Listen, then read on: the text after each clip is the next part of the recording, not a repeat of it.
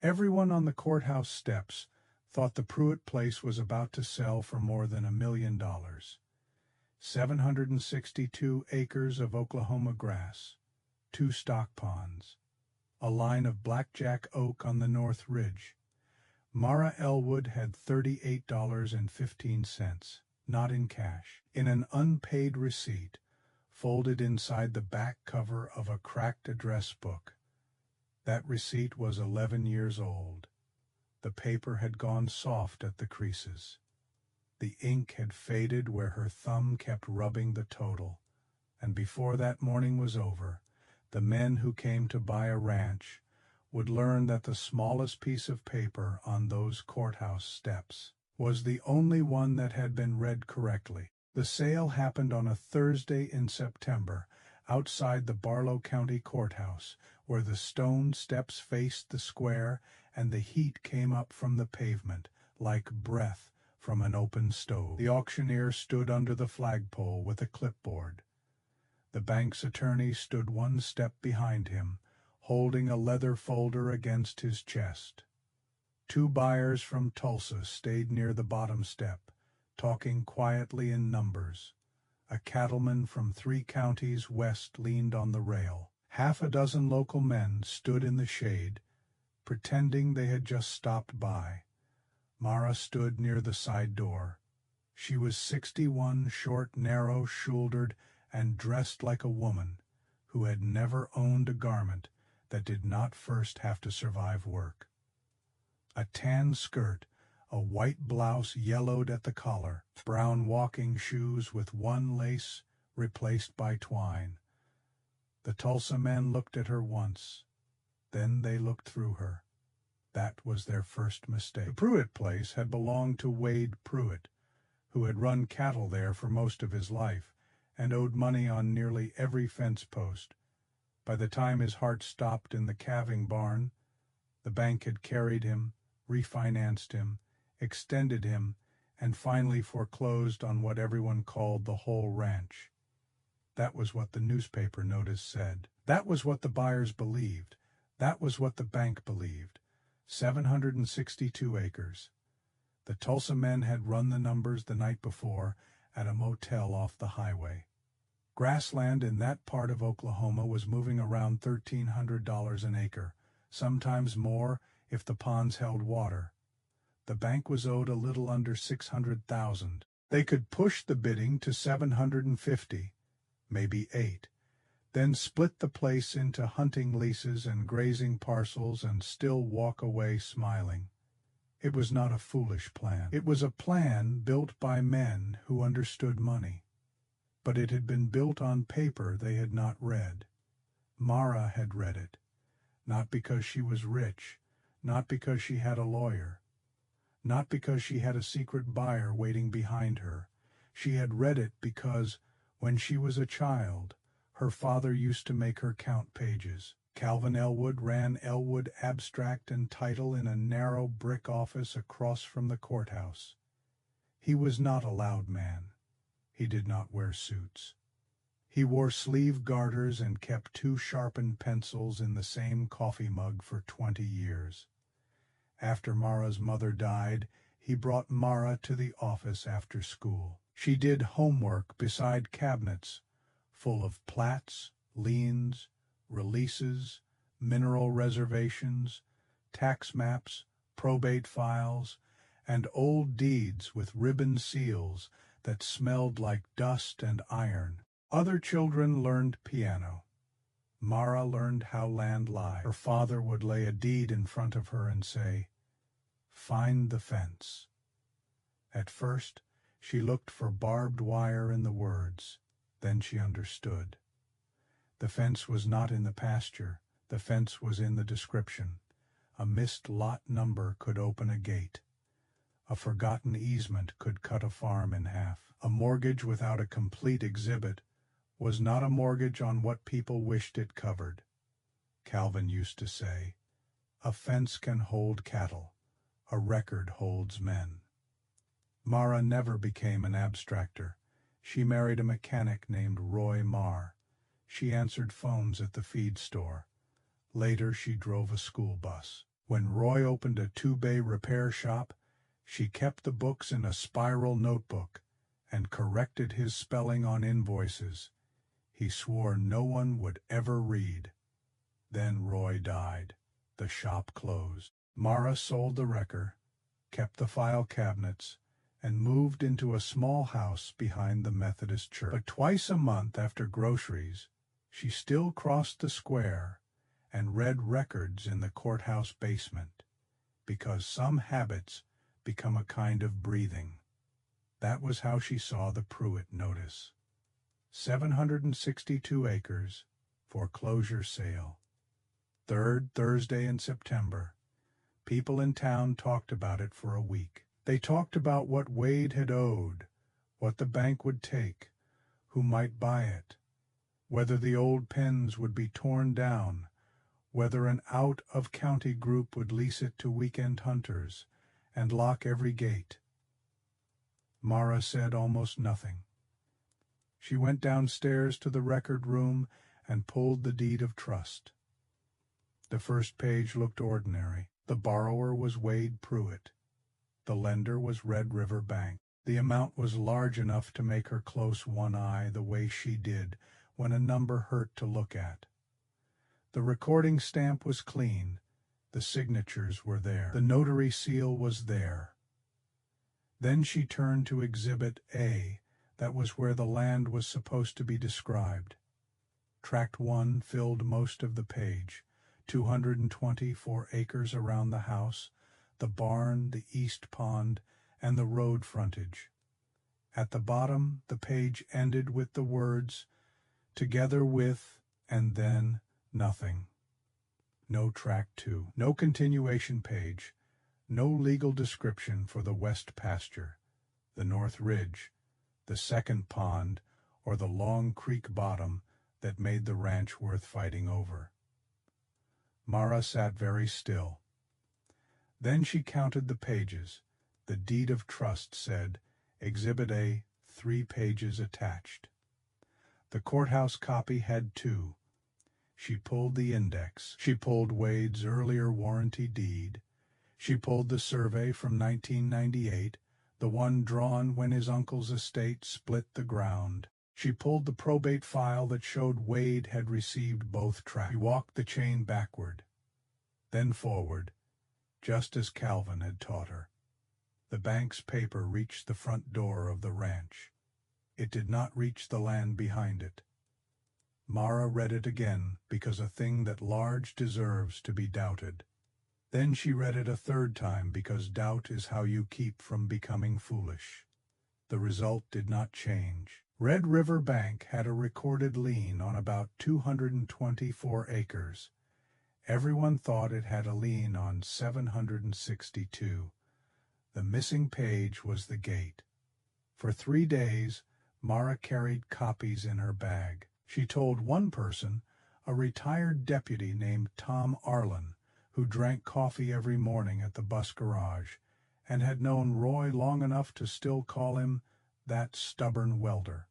Tom asked her what she planned to do. Marra took the old address book from her purse and opened it to a folded receipt. It was from Roy's shop. April of 2008, repair to cattle guard hinge. West entrance, Pruitt Place, labor and materials, $38.15. Wade Pruitt had never paid it. Roy had circled the amount twice in red pencil. Marra had never written it off because Roy had done the work, and in her house a thing owed stayed owed until somebody settled it, or somebody died. Wade had died. That meant his estate still had creditors. Tom looked at the receipt, then at her. "That's not enough to buy a ranch," he said. "No," Marra said, "but it might be enough to be allowed in the room." On the morning of the sale, the courthouse square filled early. Heat shimmered over windshields. Cicadas sawed in the sycamores. Someone's diesel idled too long before coughing quiet. The auctioneer cleared his throat and began reading the legal description from the foreclosure paperwork. Mara listened. So did the bank's attorney. So did the Tulsa men. But they heard different things. The attorney heard a procedure moving forward. The buyers heard acreage turning into opportunity. The local men heard a neighbor's life being counted off in survey calls. Mara heard a missing page. The opening bid was $400,000. A Tulsa buyer raised it to $450,000. The cattleman went to $5,000. The other Tulsa man smiled and said $5,000, $20,000. The auction moved slowly after that. Each increase got smaller. Men began looking away before bidding, as if the ground itself might accuse them. By $610,000, the cattleman dropped his eyes and shook his head. The Tulsa men spoke together. The auctioneer asked for $620,000. No one moved. That was when Mara stepped forward. Not much. Just one shoe onto the next stone. The auctioneer saw her and softened his voice before he even knew why. "Yes, ma'am?" Mara opened the cracked address book. $38.15, she said. A few men laughed, not loudly, not cruelly exactly, just enough to show they believed the world still made sense. The auctioneer smiled the careful smile used on children and old women. "Ma'am, we are at $610,000. "I heard you," Mara said. The laugh died. Then she took out the copies. "I am not bidding on what the bank does not hold. I am giving notice of an objection before the gavel falls." The bank's attorney stared at her. Mara held up the deed of trust. "Your exhibit says 3 pages. The recorded instrument has 2. Tract 2 is not described. The west pasture, the creek bottom, and the north ridge are not under this mortgage." The attorney did not move. The auctioneer looked back at him. Mara's voice stayed small, but every person on those steps could hear it. "If you sell this as 762 acres, you are selling land outside your recorded lien. I have the survey, the warranty deed, and the page count in my bag." For a moment, the square seemed to empty of everything except insect noise. Then the attorney reached for the papers. He read the first sheet, then the second. Then he flipped back to the first and read it again, because some mistakes are so expensive the mind refuses them on the first pass. The Tulsa men stopped smiling. The attorney shut his folder. The sale was continued. That is the clean version of the moment, and clean versions always leave out how people stand when they are embarrassed. One man coughed into his fist. One pretended to check his phone. The auctioneer tapped his clipboard against his leg until the attorney touched his arm and made him stop. Mara put the receipt back in the address book. She did not walk away with a deed that morning. That part matters. Stories become too easy when people skip the months that follow. What Mara did on the courthouse steps did not make her owner of the Pruitt place. It only broke the false shape of the sale. It forced everyone to admit that the bank's fence was paper, and the paper stopped at Tract 1.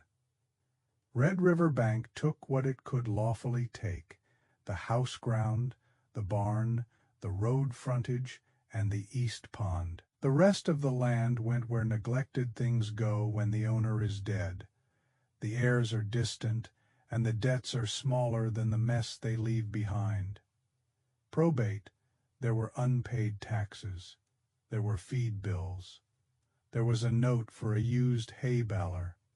There was a medical balance no one wanted to read aloud. And there, filed in careful handwriting, was Mara's claim for $38.15.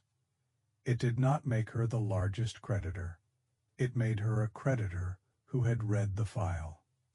That was the difference. For 19 months, she went to hearings in the same brown shoes. She sat behind lawyers who spoke as if land were numbers on a clean sheet. She paid a title man from the next county to confirm what she already knew. She used Roy's old truck money to cover filing costs. More than once, Tom Arlen drove her home in silence because she was too tired to talk. The Tulsa buyers came back once. They wanted the west pasture cleaned up and packaged. Mara asked them whether they had found page 3 yet. They did not come back again. In the end, the unsecured ground was settled through the estate. Claims were paid or compromised. Taxes were cleared. A judge signed the order. A corrected chain was recorded. The land that had been invisible to the bank's mortgage became visible again, and the person still standing there with a valid claim and a clean title path was Mara Elwood Marr.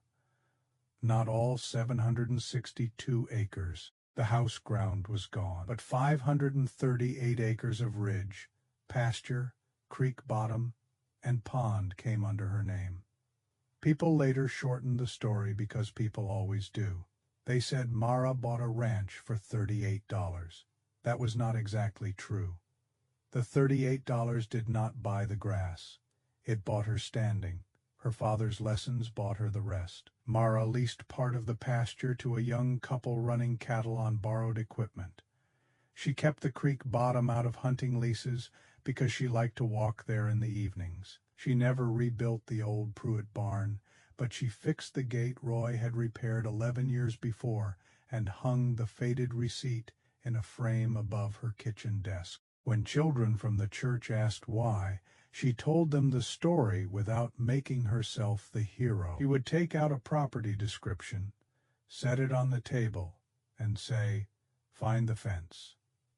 Most of them looked confused. Then she would point to a paragraph of legal description and tell them that land is not protected by how loudly a man claims it, or how much money stands on the courthouse steps, or how certain a bank feels when it sends a lawyer outside with a folder. Land is protected by what is written, what is missing, and who has the patience to know the difference. The Tulsa men came to Barlow County with $1 million plan. The bank came with a leather folder. Mara came with an old receipt, a missing page, and the kind of knowledge people overlook because it does not wear a suit. And that morning, in front of everyone, the oldest fence in the county turned out to be made of paper. She was the only one who knew where it ended.